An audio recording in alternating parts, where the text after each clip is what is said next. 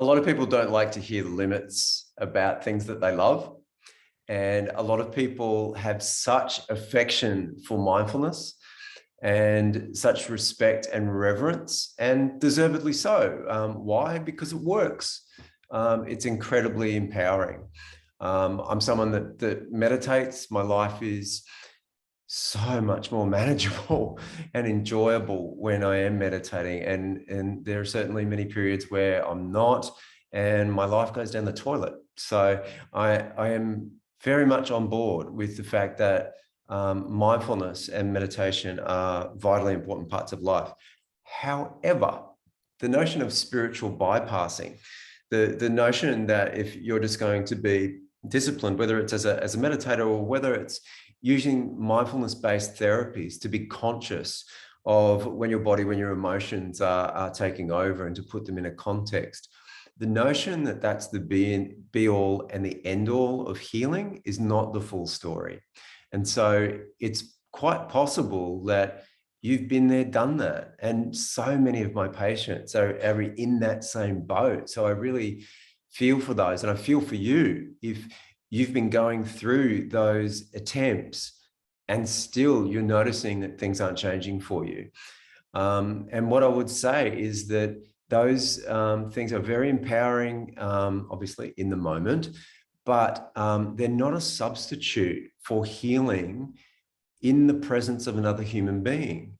And this is something that we miss out on in our culture, is that we don't have a frame of thinking about relational healing.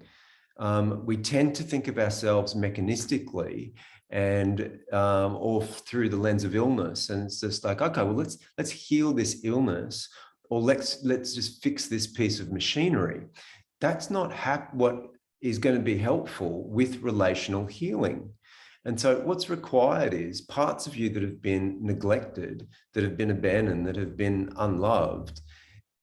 You need to have the experience of being safe enough for those to be cared for. You need to have the experience of allowing those protective parts of you to want to push that away, shut that down, however it is that you protect yourself. But over time, for them to learn to relax and trust that you can identify people who are trustworthy, who are capable of caring for you. Once you've had that experience, only then can you go out in the world and start selecting people who can make that space for you where you can relax and meet those basic human needs. Mindfulness alone can assist. It's not a substitute. So keep going with your mindfulness practices. Make that a lifelong thing that you are interested in, that you're experimenting with, and your life will be so much richer for it. But if you know in your heart of hearts that you're continuing to struggle, stumble, and fall back into old patterns, just consider that it might not be a lack of discipline, and don't beat yourself up for that, for God's sake. It's not your fault.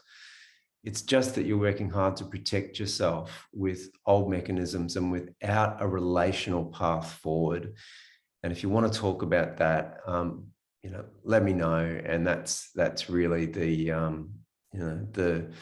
core of what I do relative to other therapists. So I really feel for you. I can relate with you if that's the case. And yeah, don't blame yourself. Just reach out, let me know, and we'll talk to you soon.